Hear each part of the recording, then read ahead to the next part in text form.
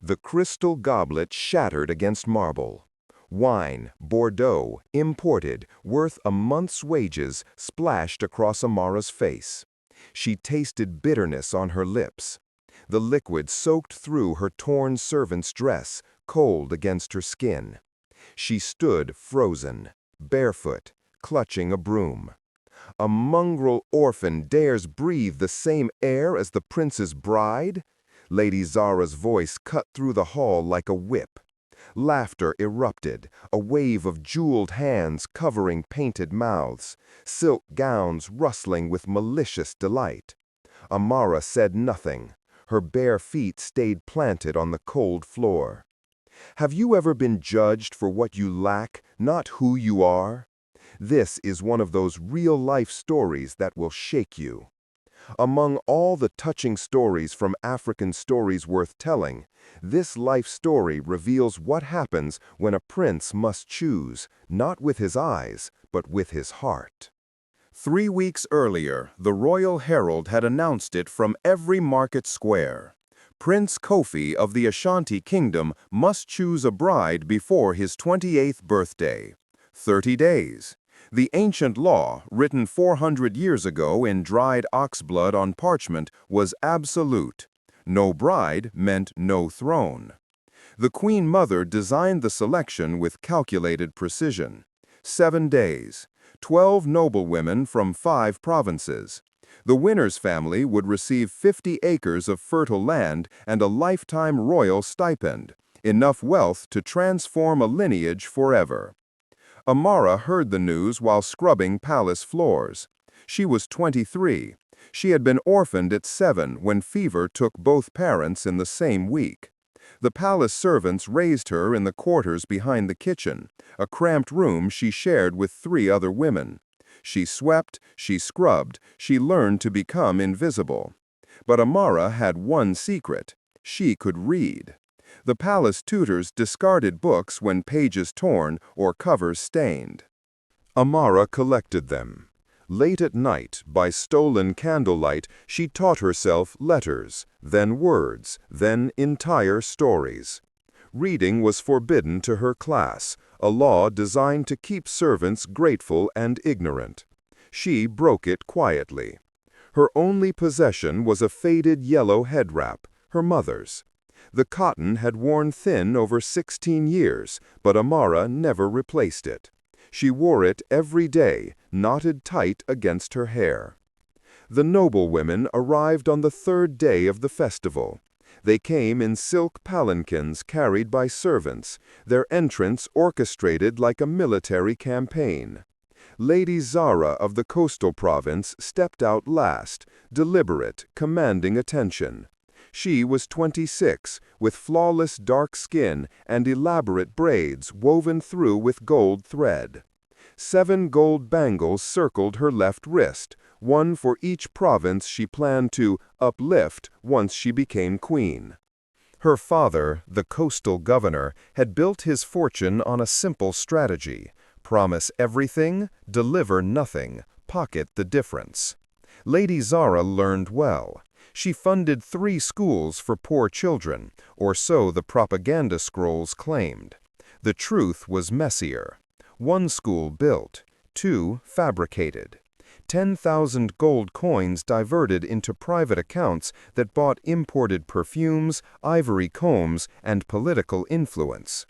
But the kingdom saw only her public face, the governor's daughter who wept at charity galas and quoted scripture about serving the poor. On the 5th day, Amara was mopping the corridor near the throne room. The afternoon sun slanted through high windows, turning dust motes gold. She worked quickly, trying to finish before the noblewomen's etiquette lesson ended. She didn't move fast enough. Lady Zara emerged first, flanked by 2 handmaidens. She spotted Amara and stopped. Her eyes swept over the servant's torn dress, the calloused hands, the yellow wrap faded to the color of old paper. "Wait," Zara said. The other noblewomen filed out behind her, 11 daughters of wealth and title. They formed a semicircle, curious, smelling blood. Zara walked closer. Her silk slippers whispered against marble. "You there, servant girl, what is your name?" Amara kept her eyes down. "Amara, my lady." "Amara." Zara tested the word like sour fruit. "That's almost elegant. What a waste." The handmaidens giggled. One of the noble women, a merchant's daughter from the northern hills, wrinkled her nose. "Does she always wear that filthy rag on her head?" "It appears so." Zara circled Amara slowly, a leopard examining prey. "Tell me, Amara, do you bathe, or does your kind prefer the perfume of poverty?" Heat crawled up Amara's neck. She said nothing. Palace law was clear. Servants who disrespected nobles faced exile. One word out of place, one flash of anger, and she'd lose the only home she knew. Zara leaned in close. Her breath smelled of honeyed dates. "I asked you a question." "I bathe weekly, my lady." Amara's voice stayed flat, empty. "In the servants' quarters." "Weekly?" Zara laughed, a bright, cruel sound. "The prince will appreciate your rustic charm, though I doubt he'll notice you at all." She stepped back, deliberately knocking the water bucket with her heel. Dirty mop water flooded across the marble, soaking Amara's yellow wrap, drenching her dress. The brown liquid pooled around her bare feet. "Filth, cleaning filth," Zara announced. "How poetic!" The noblewomen erupted in laughter. One actually spat near Amara's feet, a wet glob that landed inches from her toes. Amara stared at it, her jaw tight, her hands clenched around the mop handle. She wanted to speak. Every muscle screamed for it. But she had learned this lesson young. Survival meant swallowing rage until it turned to stone in your belly. "Apologies, my lady," she whispered. "I'll clean this immediately." Zara smiled. It didn't reach her eyes. "See that you do. We can't have the palace smelling like whatever you are." The noblewomen swept away in a rustle of silk and perfume. Their laughter echoed down the corridor long after they disappeared. Amara stood in the spreading puddle, water dripping from her mother's wrap, her body shaking, not from cold, but from the effort of staying silent. That night, Elder Abeni found her behind the kitchen house. Abeni was 62, the palace herbalist, the only person who had ever treated Amara with consistent kindness. She pressed a warm cup of ginger tea into the girl's hands. "Your eyes see too much, child," Abeni said quietly. "They fear what you represent." "I represent nothing," Amara's voice cracked. "I'm nobody." "Wrong." Abeni touched the yellow wrap, now washed and drying on a line. "You're somebody who can be humiliated and still choose grace. That's terrifying to women like Lady Zara. Grace exposes their rot." Amara said nothing. She sipped the tea and watched stars appear over the palace walls. What she didn't know, what she couldn't know, was that Prince Kofi had returned early from his hunting trip that afternoon. He'd entered through the servants' entrance to avoid ceremony. He'd seen everything. He'd watched Lady Zara circle Amara like a predator. He'd seen the bucket tip, the water flood, the spit land near bare feet. He'd seen Amara's hands shake around the mop handle while her face stayed perfectly, heartbreakingly calm. And he'd made a decision. The selection ceremony continued through the 6th day. Prince Kofi attended the formal events, the flower arrangement competition, the poetry recital, the elaborate 7-course banquet where Lady Zara quoted philosophers and laughed at precisely the right moments. He smiled, he nodded, he revealed nothing. But on the morning of the 7th day, he did something unexpected. He left the palace alone, dressed in a simple brown tunic and plain sandals, and rode to the village market 2 miles south. No guards, no announcement, just a prince moving through his kingdom like an ordinary man, trying to understand the people he would rule. The market hummed with organized chaos. Vendors hawked dried fish, woven baskets, clay pots painted with geometric patterns. The air smelled of roasting maize and goat stew. Children darted between stalls, laughing, while their mothers bargained with theatrical outrage over copper prices. Kofi wandered, listening. He learned more in 30 minutes than 6 days of formal ceremony had taught him. Then he saw her. Amara stood at a medicine vendor's stall, haggling over a bundle of dried herbs. She wore her yellow wrap, freshly washed, knotted with careful dignity. Her servant's dress had been mended with tiny, precise stitches. She counted 12 cowrie shells into her palm, her savings from 3 months of work. The vendor, a pot-bellied man with yellowed teeth, grinned like a hyena. 20 shells for the full bundle, girl. That's my final price. The bundle contains feverfew, ginger root, and dried moringa, Amara said calmly. Market rate for that combination is 14 shells. You've mixed in cheap filler herbs to pad the weight. The vendor's grin faltered. You calling me a cheat? I'm calling the herbs what they are. Amara separated 3 stems from the bundle, laying them on the wooden counter. This is wild grass, not moringa. This is expired ginger. See the mold on the root tip? And this feverfew was harvested too early. It'll have half the medicinal potency. She wasn't angry. She simply stated facts, her voice steady as a drumbeat. Kofi moved closer, careful to stay hidden behind a basket display. He watched, fascinated. The vendor's face reddened.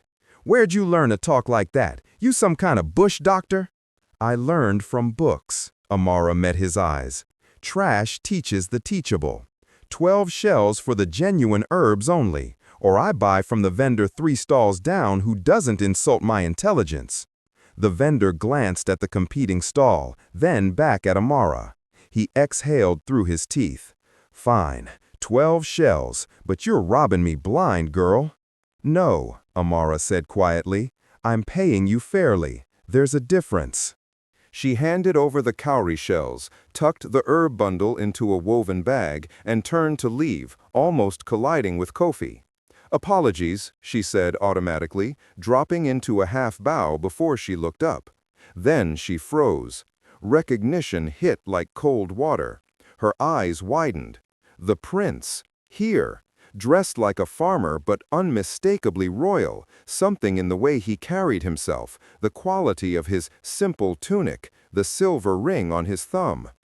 You read, Kofi said, not a question, an observation. Amara's mind raced. Reading was illegal for servants. She'd just confessed to breaking the law in front of the man who could order her exile with one word. But lying now would be worse. He'd already heard her quote medicinal properties from memory. I borrowed knowledge from discarded things, she said carefully. Books, scrolls, whatever the palace tutors threw away. That's a crime. Yes, my lord. Her voice didn't shake. If he meant to punish her, panic wouldn't help. Kofi studied her face. The market noise swirled around them, vendors shouting, donkeys braying, children singing, but the space between them felt strangely quiet. What's your name? He asked. Amara, my lord. I work in the palace. I clean. She stopped. He'd already watched her argue herbal medicine like a trained healer. Pretending to be just a simple cleaner felt dishonest now.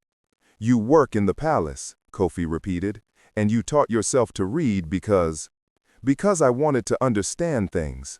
The truth slipped out before she could polish it. The world is full of knowledge that people use to keep others small. I refuse to stay small. A yellow butterfly landed on her head wrap. Neither of them moved. The insect perched there for 3 heartbeats, wings opening and closing, before lifting away into the bright morning air. Kofi smiled, small, genuine. What are the herbs for? Elder Abeni, the palace herbalist, she has joint pain. Feverfew helps with inflammation. You buy medicine for someone else using your own wages. She's kind to me. Amara said it simply, as if kindness was the only currency that mattered. A palace guard approached, recognizing the prince despite his disguise. Your Highness, the Queen Mother sent me to... The moment shattered. Amara dropped into a full bow, forehead nearly touching the dusty ground. Forgive me, my lord, I didn't mean to keep you. You didn't keep me, Kofi said. I stopped you. But she was already backing away, clutching her herb bundle, disappearing into the market crowd with practiced invisibility. The guard started to follow, but Kofi raised a hand. Let her go. Your Highness, that servant girl, she was speaking to you rather boldly for someone of her station. She was speaking honestly. Kofi turned toward his horse, his mind working through implications he didn't yet fully understand. Which is more than I can say for most nobles I've met. The news reached Lady Zara by afternoon. One of the kitchen servants, a girl Zara had bribed with 2 silver coins, reported that the prince had been seen talking to Amara in the market. The conversation lasted several minutes. He smiled, he asked questions, he let her leave without punishment for illegal reading. Zara's face remained perfectly composed. She thanked the kitchen girl, pressed another coin into her palm, and sent her away. Then she locked her chamber door and allowed fury to crack through her polished surface. This could not stand. A servant girl, an illiterate orphan who slept on a straw mat, had somehow caught the prince's attention. The same prince who barely glanced at Zara during the 6-day festival despite her careful performance of charm and piety. She needed to eliminate the problem, quickly, quietly. That evening, Zara summoned her handmaiden. Find the head cook, tell him I need a private word about kitchen security. By midnight, a plan was in motion. The kitchen kept a locked pantry for expensive ingredients, saffron, imported honey, dried dates from Egypt. On the 8th day, the head cook would discover spoiled meat hidden in Amara's servant bag. The accusation would be theft and sabotage. The Queen Mother, strict about palace law, would have no choice but to exile the girl. Perfect, clean, no trace back to Zara. But Zara made one critical mistake. She underestimated Elder Abeni. The old herbalist had lived in the palace for 40 years. She knew every servant, every whisper, every secret passage. When the kitchen girl with the silver coins started asking pointed questions about Amara's schedule, Abeni noticed. When the head cook suddenly began inspecting Amara's belongings with unusual interest, Abeni watched. On the morning of the 8th day, Abeni intercepted Amara before she entered the kitchen. "Child," she said quietly, "don't go near your work bag today. In fact, don't go near the kitchen at all." Amara frowned. "But I'm assigned to—" "I'm assigning you to me. You'll spend today helping me prepare medicines. Tell anyone who asks that I need extra hands." "Elder Abeni, I don't understand." "You don't need to." The old woman's eyes were sharp behind their wrinkles. "Some battles are won by not showing up to fight. Trust me." So Amara spent the day in the herb garden, grinding roots into powder, learning to identify plants by smell. She didn't see the head cook storm into the Queen Mother's chamber with evidence of theft. She didn't hear the kitchen girl stammer through her accusation, then break down crying when the Queen Mother demanded to know precisely when the theft occurred. "Dawn, Your Majesty. I saw her hide the meat at dawn." "Interesting," the Queen Mother said coldly. "Because Elder Abeni has submitted a written testimony, stamped with her seal, that Amara was in the herb garden at dawn helping prepare medicines for my own joint pain. The batches are time-stamped. The work is signed." The accusation crumbled. The kitchen girl confessed to the bribe under pressure, 2 silver coins, paid by a noble lady she refused to name. The head cook lost his position. The girl was demoted to cleaning latrines. But everyone knew who had orchestrated it. Lady Zara maintained her perfect smile through dinner that night, but her 7 gold bangles clinked with nervous energy every time she moved her wrist. The tide was shifting, and Prince Kofi, who had spent the day in private consultation with his royal scribe, was beginning to ask very specific questions about charitable school donations in the coastal province. Prince Kofi called the emergency council on the 9th day. His mother, the Queen Mother, sat at the head of the table, flanked by 5 royal advisors and the kingdom's chief scribe, a wizened man named Kwame, who had served 3 generations of rulers. "The selection festival ends tomorrow," Kofi began. "Tradition demands I announce my choice at sunset. Before I do, I need information." The Queen Mother's eyebrows rose slightly. "What information?" "Lady Zara of the coastal province claims to have funded 3 schools for impoverished children. I want confirmation, locations, enrollment numbers, construction records." The advisors exchanged glances. Chief Scribe Kwame cleared his throat. "Your Highness, such an inquiry might be seen as disrespectful. The lady's charitable work is well documented in official reports. Then it should be easy to verify." Kofi's voice stayed level, but his jaw was set. "Send investigators to the villages. I want to know if those schools exist. And if they do, I want to see how the 10,000 gold coins allocated for construction were spent." The room went silent. 10,000 gold coins was a staggering sum, enough to build 6 schools with full libraries, enough to pay teachers' salaries for a decade. If even a fraction had been misused, the scandal would destroy the coastal governor's family, and Lady Zara with them. The Queen Mother studied her son. "You have doubts about the girl?" "I have doubts about anyone who performs charity with such publicity." Kofi met his mother's eyes.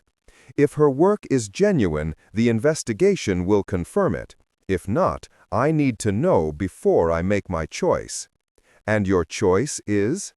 "I'll announce it tomorrow, with or without the investigation results." The Queen Mother nodded slowly. She understood what he wasn't saying. Kofi had already decided. The investigation was about justice, not selection.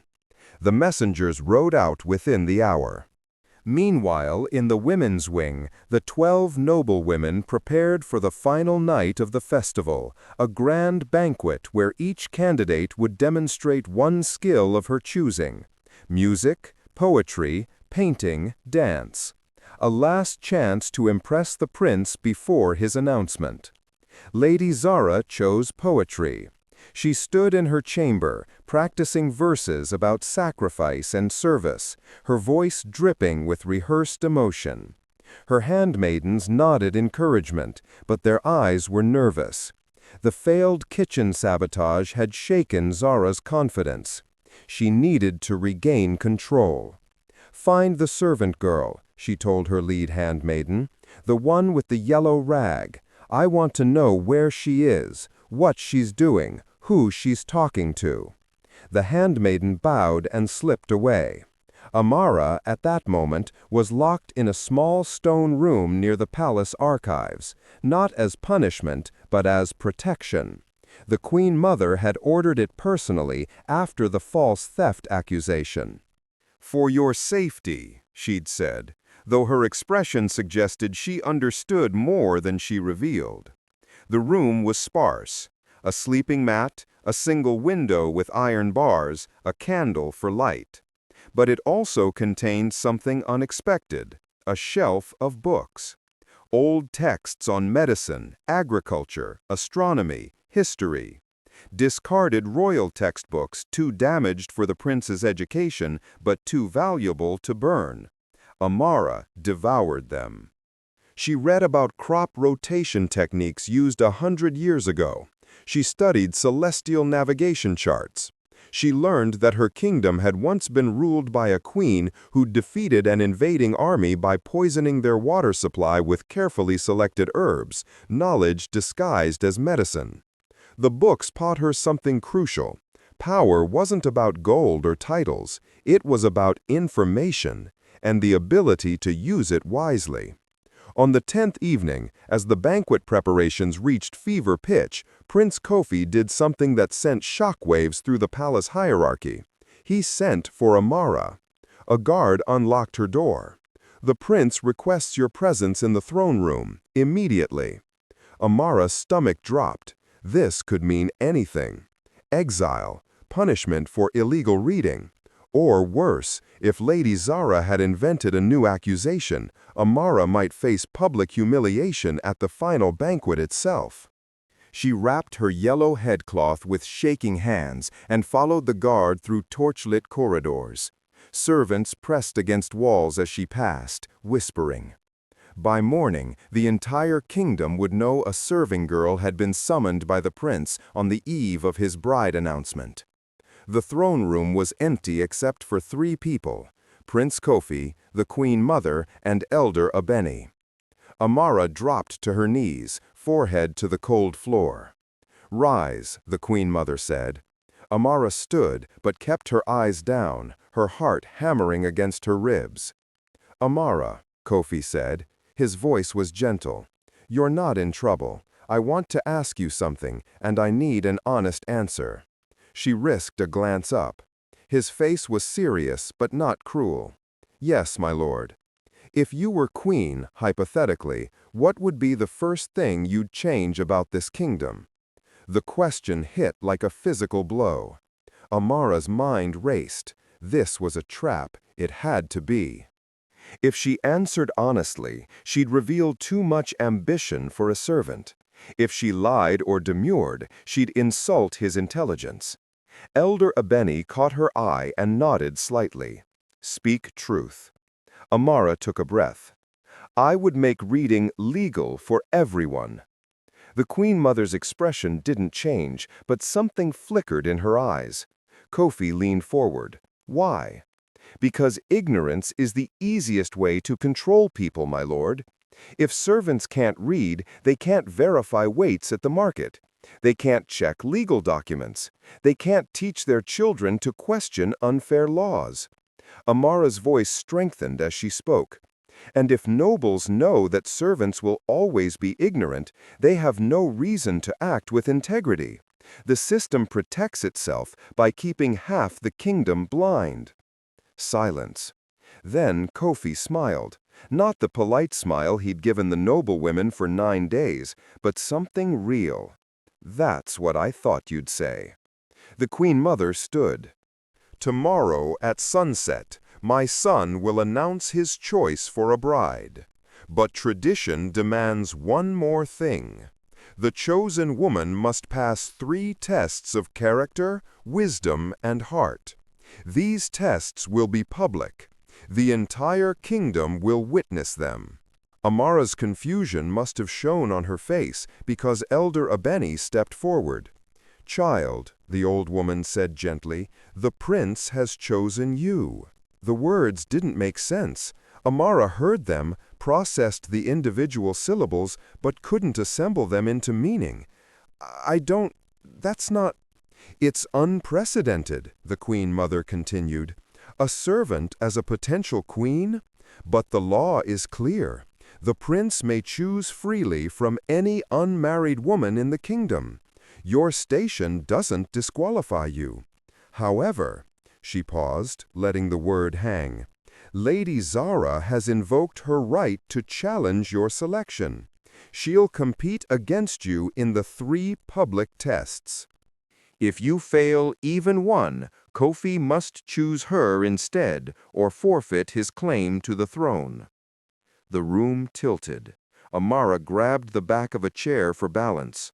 3 tests, public, against Lady Zara, a woman trained from birth in noble arts, backed by wealth and education, cunning enough to orchestrate false accusations without leaving fingerprints. "I can't," Amara whispered. "I'll lose. I'll embarrass you, my lord. "You'll try," Kofi interrupted. "That's all I ask. Not perfection, just your honest effort." "But why?" The question burst out before she could stop it. "Why choose me? There are 12 noble women who are beautiful, educated, sophisticated." "And none of them can name 3 healing herbs," Kofi said quietly. "None of them read illegal books because they refuse to stay ignorant. None of them use their wages to buy medicine for an elderly herbalist. And none of them, not one, told me the truth when I asked what needed to change." He stood and walked closer, stopping a respectful distance away. "I need a queen who understands this kingdom from the bottom up. Someone who sees the cracks in the marble, because she's the one who's been scrubbing them for 16 years. Lady Zara sees the palace as a stage for her ambition. You see it as a home for people no one else notices." Amara's eyes burned. She blinked hard, refusing to cry. "The tests begin tomorrow," the Queen Mother said. "Test 1, wisdom. You'll face a real village dispute and propose a solution. Test 2, heart. You'll demonstrate compassion through action, not words. Test 3, courage. You'll speak a truth that could cost you everything." She moved to stand beside her son. "Lady Zara is cunning, educated, and ruthless. She will try to destroy you in front of the entire kingdom. But she has one weakness you don't share." "What's that, Your Majesty?" "She believes her performance. You live your truth." The Queen Mother gestured to a servant waiting by the door. The woman entered carrying a bundle wrapped in blue cloth. She unfolded it to reveal a dress, simple white cotton, beautifully made, with yellow embroidery along the hem and sleeves. "Tomorrow you'll stand before the kingdom as a candidate for queen," the Queen Mother said. "You'll wear this. But," she pointed to Amara's faded yellow head wrap, "keep that. It reminds you who you are." Amara touched the wrap reflexively. "I don't know how to be anything but a servant." "Good," Elder Abeni said, "because this kingdom needs a queen who remembers what it means to serve." That night, Amara couldn't sleep. She lay on her mat in the stone room, staring at the ceiling, mind spinning through catastrophic possibilities. By this time tomorrow, she'd either be a queen in training or exiled in shame. She thought about her mother, dead 17 years, who'd tied this yellow cloth around her own hair while singing lullabies in a language Amara had half forgotten. She thought about Elder Abeni's wrinkled hands pressing ginger tea into hers after the water bucket humiliation. She thought about Prince Kofi asking her opinion like it mattered, like she mattered. And she made a decision. If she was going to fail, she'd fail honestly. No pretending to be noble. No mimicking the sophisticated manners of women who'd spent their lives preparing for this. She'd stand in front of the kingdom as exactly what she was, an orphan who'd learned to read from trash, who understood herbal medicine from stolen books, who believed fairness was more valuable than gold. Let them judge her. She'd survive it the same way she'd survived 16 years of invisibility, by refusing to disappear. The market square had never held this many people. 1,000 bodies packed the space, nobles in silk, farmers in cotton, children perched on their fathers' shoulders. The crowd spilled into side streets, climbed onto rooftops, pressed against vendor stalls for a better view. A wooden platform stood at the center, raised 5 feet off the ground. 2 chairs waited there, one for Lady Zara, one for Amara. The sun burned overhead as Prince Kofi stepped onto the platform, flanked by 5 elder judges, respected voices from different provinces, chosen for their reputation of fairness. The Queen Mother sat in a carved chair to the left, her face unreadable. "Citizens of the Ashanti Kingdom," Kofi's voice carried across the square. "Tradition demands that my chosen bride pass 3 tests before our betrothal is sealed.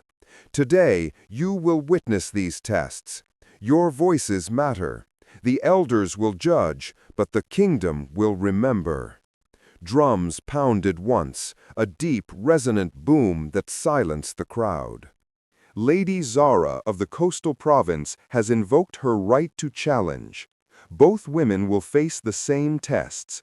The judges will declare a winner for each. If Amara fails even one test, she is disqualified, and I must choose Lady Zara or forfeit my throne. The crowd murmured. The stakes were clear, absolute. Lady Zara stepped onto the platform first. She wore indigo silk embroidered with gold thread, her 7 bangles catching sunlight like captured fire. Her hair was braided into an elaborate crown. She looked every inch a queen. Then Amara climbed the steps. She wore the simple white dress with yellow embroidery. Her faded yellow head wrap was knotted carefully. No jewelry, no cosmetics. Her bare feet made soft sounds against the wooden planks. The contrast was devastating. Someone in the crowd laughed, quickly shushed, but the damage was done. Amara's hands trembled. She clasped them together, forcing stillness. "Test 1, the lead elder announced. Wisdom.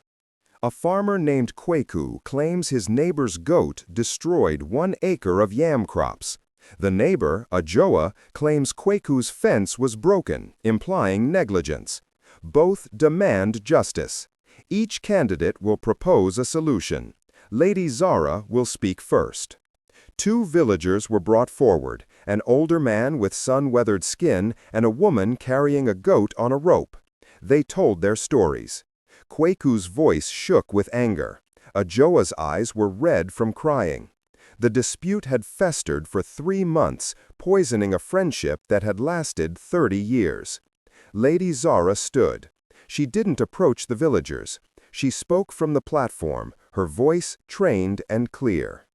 "The law is simple. Property damage requires compensation. Ajoa's goat destroyed Kwaku's crops. She must pay 20 cowrie shells in restitution. If the fence was broken, Kwaku shares blame for negligence. He should pay 5 shells for repair costs. Net result, Ajoa pays 15 shells to Kwaku. Justice served." The crowd murmured approval. The logic was sound. Cold, but legally correct. The elder judges conferred quietly. "Amara," the lead elder said, "your solution." Amara walked to the edge of the platform. Then she did something unexpected. She jumped down into the crowd, landing in the dust, and approached the 2 villagers. "May I see the fence?" she asked. Kwaku blinked. "The fence?" "Please, and the goat." They led her to the edge of the square, where a section of broken fence had been brought as evidence. Amara knelt in the dirt, examining the wood. The crowd pressed closer, straining to see. She touched the splintered ends, then looked at the goat. The animal chewed contentedly on a piece of rope. "This fence wasn't broken by age or weather," Amara said quietly. "The wood was cut. See the clean edges? Someone used a machete." Kwaku's face went pale. "That's impossible. I checked the fence that morning." "And someone checked it after you left for market." Amara stood, brushing dust from her dress. She looked at Ajoa. "Your goat didn't wander. It was released. Someone wanted you blamed." The crowd went silent. "Who would do such a thing?" Ajoa whispered. "Someone who benefits from your dispute." Amara turned, scanning the crowd. "Someone who wants both your lands. If you fight, If this goes to the chief's court, if one of you falls into debt from legal fees, who would buy your farms?" A man in the back of the crowd shifted nervously. Kweku's eyes widened. "My cousin Ya, he's been asking to buy my land for 2 years. I kept refusing." The crowd turned as one. Ya, a thin man with a scarred cheek, tried to slip away. 3 villagers blocked his path. I didn't. I was just," Ya stammered. "Bring him forward," the lead elder commanded. Under questioning, Ya crumbled. He confessed to cutting the fence, releasing the goat, and spreading rumors to inflame the dispute. He'd planned to buy both farms cheap after legal battles drained the owner's savings. Amara's voice carried across the suddenly silent square. "My solution. Kweku and Ojoa repair the fence together and share the next harvest. Their friendship is worth more than shells. Ya must publicly apologize, pay for all damages, and serve 30 days of community service in both their fields. Not punishment, restitution. Let him learn the value of what he tried to steal." The crowd erupted. Not laughter this time, but a roar of approval. Villagers stamped their feet. Someone ululated, the high, wavering call of celebration. The elder judges didn't need to confer long. "Wisdom without compassion is tyranny," the lead elder announced. Amara wins Test 1. Lady Zara's face remained perfectly composed, but her fingers tightened on her dress. The 7 bangles clinked like warning bells. "Test 2, the elder continued. Heart. Both candidates will spend 4 hours at the children's orphanage. How you serve reveals who you are. You will be observed, but not instructed. Begin." The crowd followed as both women walked to the orphanage, a squat stone building at the edge of the palace grounds. 15 children lived there, ages 3 to 10, cared for by 2 elderly women who stretched meager resources to breaking point. Lady Zara arrived in her silk dress, accepted a chair, and read the children a story. Her voice was clear and practiced. After an hour, she made a donation, 5 cowrie shells pressed into the director's hand, and left, citing governance duties that require my attention. Amara arrived and sat on the floor. The children stared at her yellow head wrap, whispering. One brave girl, maybe 6 years old, crept forward. "Are you really going to be queen?" the girl asked. "I don't know yet," Amara said honestly. "What's your name?" "Kobe." "That's a beautiful name." Amara pulled a book from her bag, one of the damaged texts from her locked room. "Want to hear a story?" She didn't just read, she performed. She gave each character a different voice, acted out the dramatic moments, made the children laugh until they clutched their bellies. They forgot she was a queen candidate. She was just Amara, the woman who visited every Sunday to teach them letters using stones and sand. Halfway through the 3rd story, Kobe's forehead felt hot against Amara's palm. "Are you feeling well?" Amara asked. "Tired," Kobe whispered. Amara recognized the signs immediately, the flushed cheeks, the glassy eyes, the slight tremor. Early fever. Possibly malaria. The rainy season had brought swarms of mosquitoes, and the orphanage couldn't afford protective netting.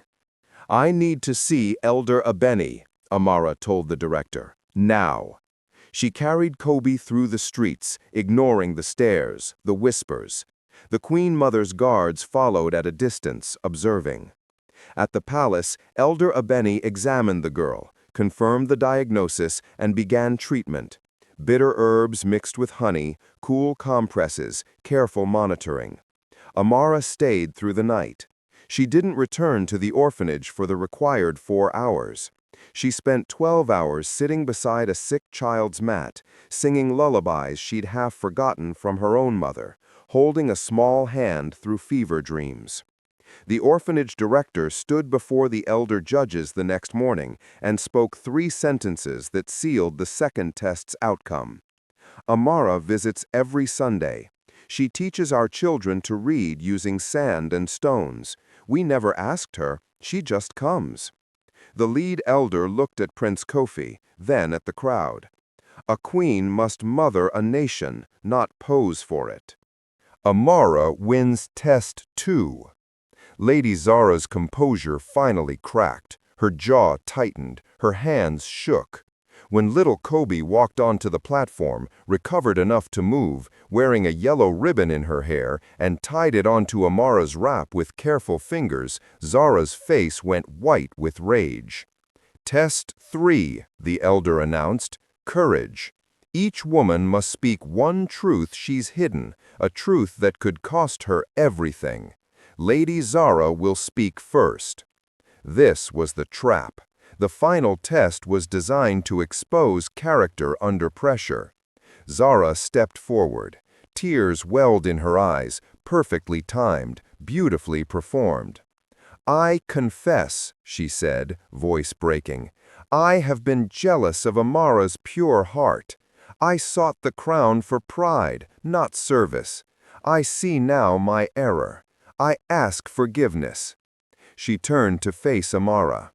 "I withdraw my challenge. You've proven yourself.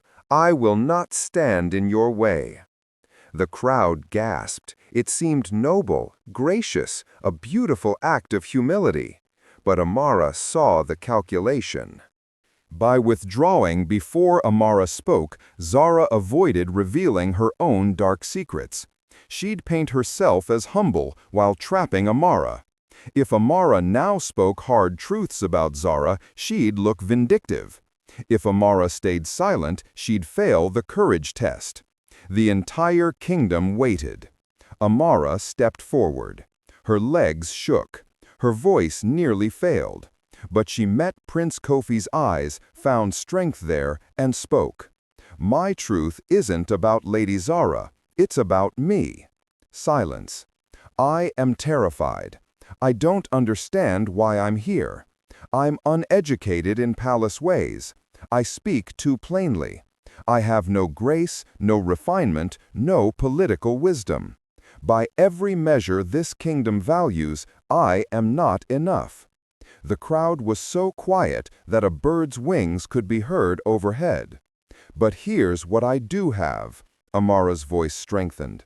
"I've swept these palace floors for 16 years. I know every crack. I know which servants send wages to sick parents. I know which village children have no shoes. If being queen means I can repair those cracks, not with gold, but with presence, then I'll learn. I'll fail, but I will not hide." One person clapped. Elder Abeni. Then a farmer from Test 1 joined her. Then little Kobe shouted, "Sister Amara," in her high, clear voice. The entire square erupted, a thunderclap of noise that shook the wooden platform. Prince Kofi stood. His voice cut through the chaos.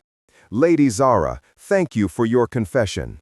But I have a truth to speak as well." He signaled his scribe, who brought forward a leather-bound ledger. "Your charitable schools. My investigators returned this morning.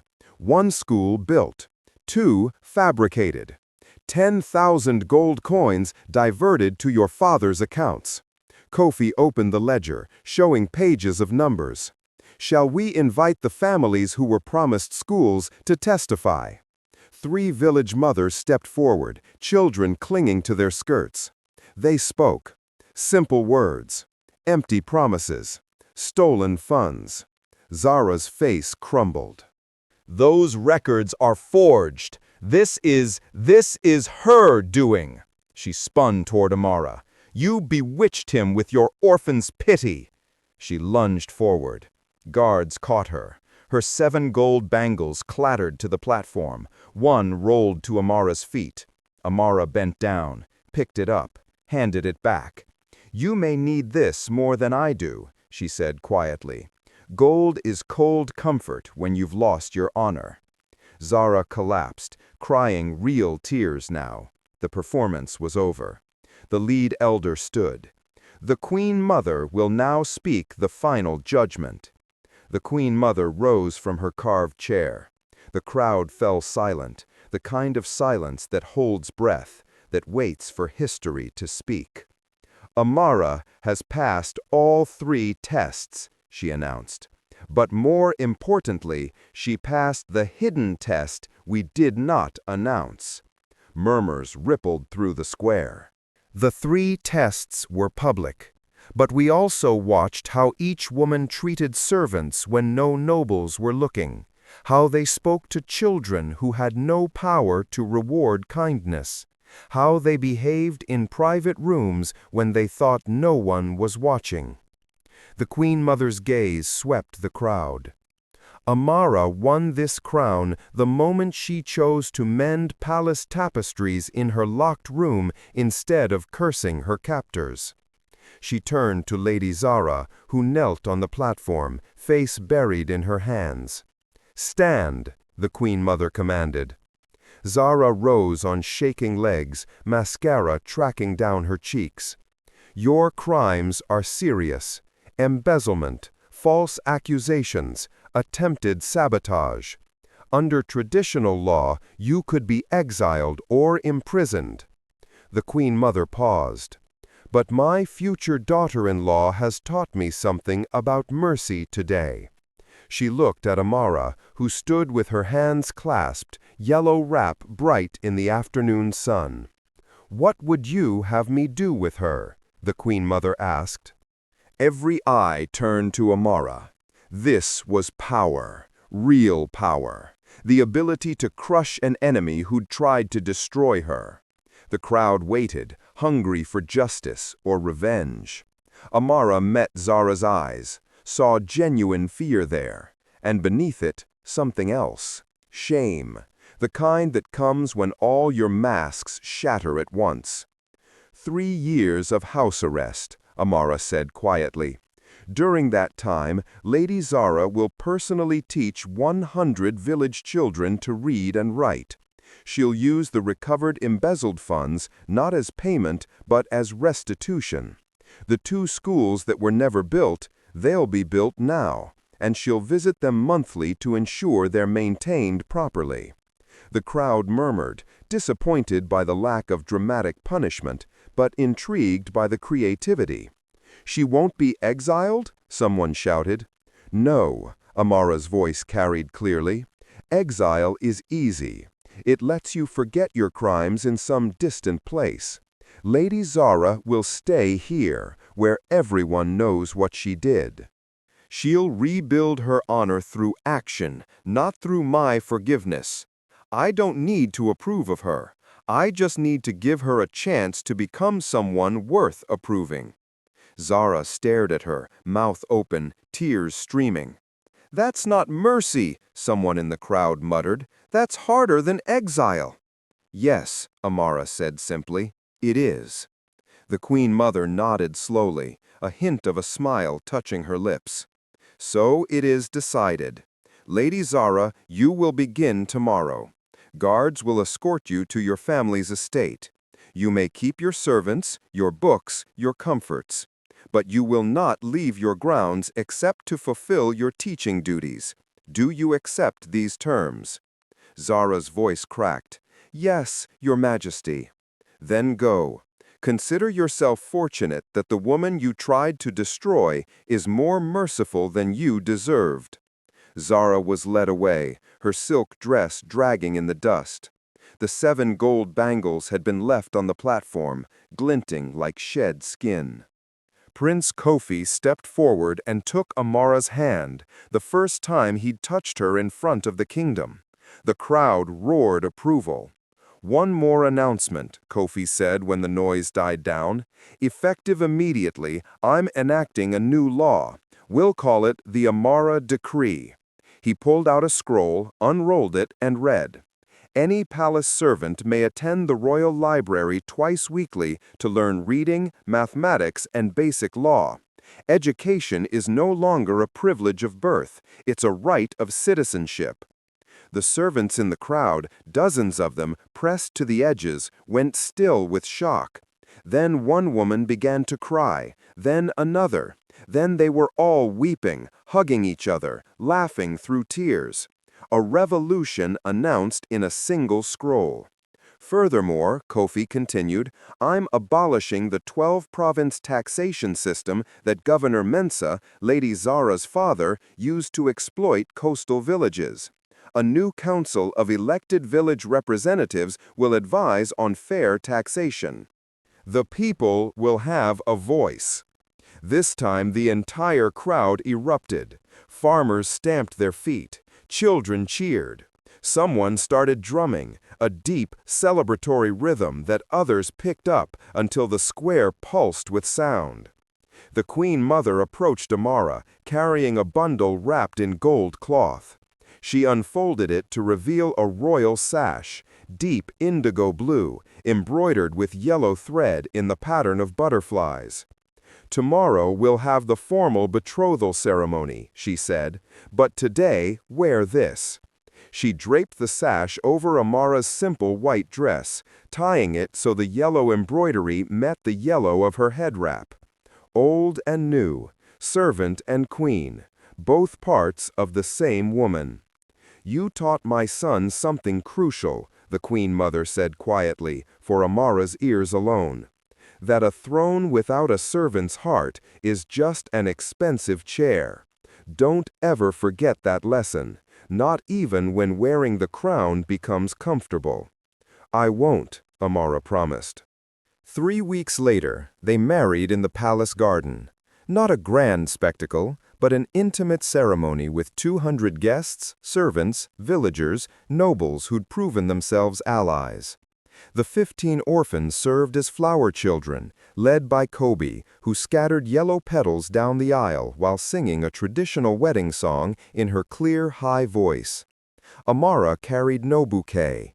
Instead, she held a small bundle of healing herbs tied with yellow thread, the same herbs she'd bought at the market the day she'd first spoken to Kofi. When she walked down the aisle, village women ululated.